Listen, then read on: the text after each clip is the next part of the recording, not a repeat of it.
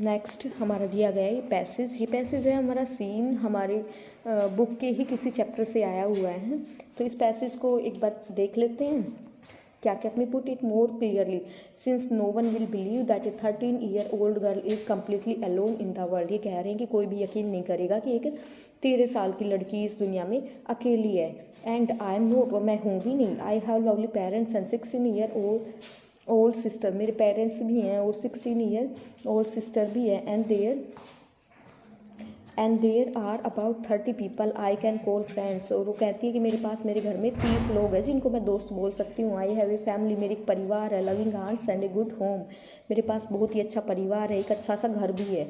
No on the surface I seem to have everything, ये लगता है सबको, ये लगता है कि मेरे पास सब कुछ है except my one true friend, लेकिन मेरे पास एक चीज़ नहीं है जो कि क्या है, मेरी ट्रू फ्रेंड नहीं है। All I think about when I am with friends is having good time. ये कह रही है कि मुझे ऐसा लगता है कि जब मैं अपने फ्रेंड्स के साथ होती हूँ तो वही मेरा अच्छा समय होता है। आई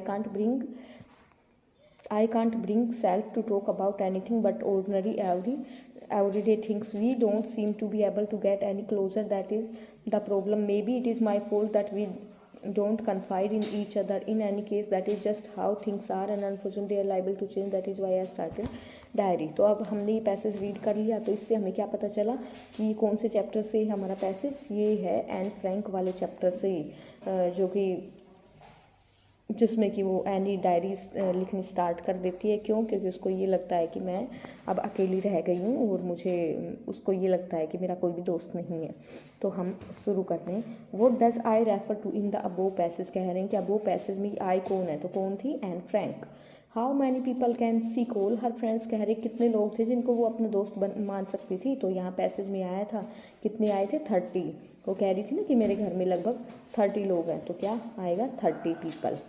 Whom does she regard her true friend, वो किसको अपना ट्रू फ्रेंड मानती है, तो किसको रिगार्ड्स देती है, सी रिगार्ड्स डायरी हर ट्रू फ्रेंड, वो अपनी डायरी को ही मानती है अपना सच्चा दोस्त। Y does C start writing diary, उसने डायरी क्यों लिखना शुरू की, क्योंकि उसको लगता था कि उसके कोई भी सच्चे दोस्त नहीं है।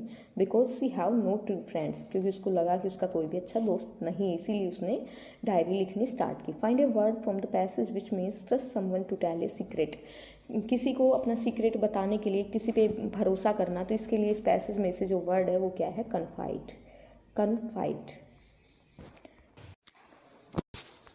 तो ये दिया गया हमारा सेकंड पैसेज हमारे बुक के ही चैप्टर से। तो यहाँ पे देख लेते questions. What do the elders remember fondly about their past, जो हमारे एल्डर्स हैं, जो बड़े हैं, उनको अपने पास्ट के बारे में अभी भी क्या चीज़ें याद हैं, उनको क्या याद है, तो ये रहा हमारा answer, good old Portuguese days. उनको अपने जो पुराने दिन थे ना वो अभी भी याद हैं। वो डू स्टिल एग्जिस्ट, क्या चीज़ है जो अभी भी एग्जिस्ट करती है, तो क्या चीज़ था, वी स्टिल हैव अमोंगस्ट अस, हमारे बीच में अभी भी हैं, कौन कौन, मिक्सर्स हैं, मोल्डर्स हैं, and those who bakes the loaves, जो कि वो ब्रेड के लोज बनाते थे वो भी हैं, और टाइम टेस्टेड फर्नेंसेस स्टिल एग्जिस्ट, और ये कह रहे हैं कि जो फर्नेंसेस है वो अभी भी एग्जिस्ट करती है। How can you see that bread making still popular in Goa, कैसे आप कह सकते हो कि जो ब्रेड मेकिंग अभी भी गोवा में पॉपुलर है, क्यों कह सकते हैं हम ऐसा, क्योंकि the fire in the furnaces has not been yet extinguished, मतलब ये कह रहे हैं कि वहाँ पे जो आग है ना, भट्टियों में जो आग जली होती है वो लोव्स ऑफ ब्रेड बनाने के लिए, वो अभी भी बुझी हुई नहीं है, इसलिए कह रहे हैं कि वहाँ पे अभी भी ब्रेड मेकिंग गोवा में अभी भी पॉपुलर है। How the bakers use to announce his arrival, bakers कैसे अपने अराइवल मतलब आने को कैसे वो अनाउंस करते थे, मतलब ये कैसे पता चलता था कि भाई अब बेकर्स आ गए हैं, तो वो क्या करते थे, किस चीज़ से पता चलता था, ये रहा answer, the third and jingle of traditional bakers bamboo. तो क्या आएगा answer, by the third and jingle of bakers bamboo, उनके बम्बू पे वो जो झन की वो घंटी वाली जो आवाज़ से जिंगल, तो इससे उनको पता चल जाता था कि हाँ अब ये आ गए हैं। Which word in the passage means put out, कौन से वर्ड का मतलब है पुट आउट, तो क्या आएगा, एक्सटिंग्यूस्ड।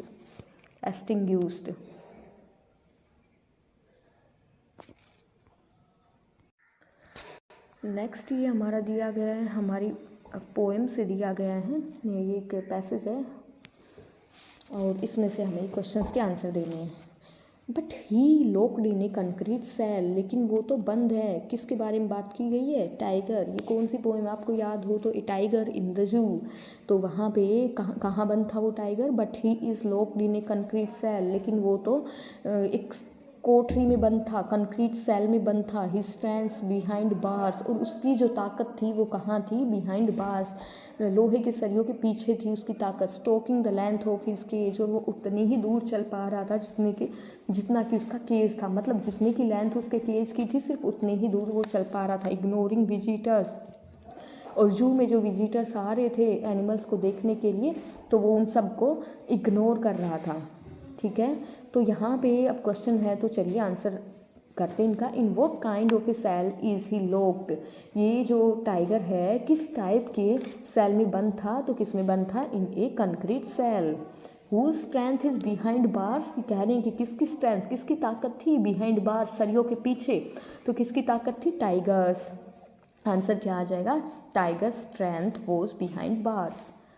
How does he react to the visitors, वो विजिटर्स के साथ कैसे रिएक्ट कर रहा था? कैसे करता था? तो क्या आएगा? ही इग्नोर्स द विजिटर्स, वो विजिटर्स को इग्नोर करता था। हु इज़ बीइंग इग्नोर्ड, कौन इग्नोर्ड, कौन थे जिनको इग्नोर कर रहा था? कौन इग्नोर किए जा रहे थे? तो visitors are being ignored. Name the poem and the poet, तो पोएम का क्या नाम है? A tiger in the zoo, and हमारे पोइट का क्या नाम है? Leslie Norris. ये हो गए हमारे पोइट। अब हम चलते हैं अपनी नेक्स्ट। यहाँ पे ये भी लाइंस दी गई है पोम की, और कुछ क्वेश्चंस दिए गए हैं। But I can get a hair dye, लेकिन मैं तो अपने बाल भी रंगवा सकती हूँ। And set such colour there, और जैसा मैं चाहूँ वैसा कलर भी करा सकती हूँ।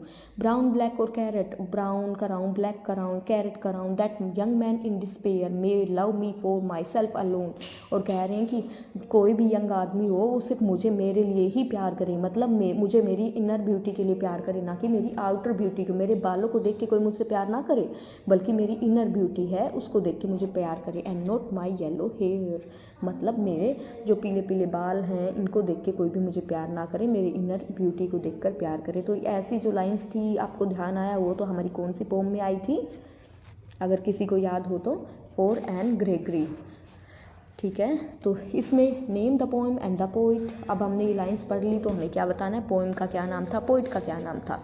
तो कौन सी थी हमारी पोएम? थी for Anne Gregory, written by William Butler Yeats. WB Yeats भी बोलते हैं इनको। Why does she want to hair dye, वो क्यों चाहती थी अपने बालों को रंगवाना, क्यों चाहती थी बालों को कलर कराना? Young man love her for her self for her own sake and not for her yellow hair, क्योंकि वो चाहती थी कि जो यंग मैन है ना वो तो सिर्फ मुझे मेरे लिए ही प्यार करे, मेरे बालों के लिए नहीं, क्योंकि बालों को तो मैं कभी भी कलर करा लूँगी, बालों को तो मैं कभी भी चेंज करा लूँगी। ठीक है, what colour is the girl's hair, कह रहे हैं कि वो जो लड़की थी उनके बालों का कलर कैसा था? तो कैसा था? Yellow colour. What colour can she give to her hair, वो कैसा कलर दे सकती थी अपने बालों को? तो यहाँ पे हमारी इस पैसेज में आया था, ये देखो, ब्राउन ब्लैक और कैरेट, कैसा कैसा कलर दे सकती थी? ब्राउन ब्लैक और कैरेट। तो ये हो गया हमारा answer. What does she expect from the young man in despair, वो उस यंग आदमी से वो क्या क्या एक्सपेक्ट करती थी? तो क्या एक्सपेक्ट करती थी? She expect that the young man love her for her self, कि जो यंग आदमी है, यंग मैन है, वो उसे उसी के लिए प्यार करे, and not for her hair, उसके बालों के लिए नहीं। It means that young man love her for her inner beauty, inner beauty, not for her physical beauty. कहने का मतलब ये है कि वो चाहती थी कि यंग मैन उसे उसकी इनर ब्यूटी के लिए प्यार करे, ना कि उसकी फिजिकल ब्यूटी के लिए। तो यहाँ पे ये हमारा होता है पूरा पेपर है कंप्लीट। और यहाँ पे जो क्वेश्चंस दिए गए हैं इनको भी आप ज़रूर लर्न कर लेना, क्योंकि ये इम्पोर्टेंट है। इम्पोर्टेंट क्या, मैं कहूँगी मोस्ट इम्पोर्टेंट है। इन्हीं में से कोई ना कोई आपको ज़रूर देखने के लिए मिलेगा। आपके जो जितने भी प्रैक्टिस पेपर हैं, जितना भी प्री बोर्ड 1 प्री बोर्ड 2 है, वो बिल्कुल अच्छे से आप लोग पूरा लर्न कर लेना। Thanks for watching children.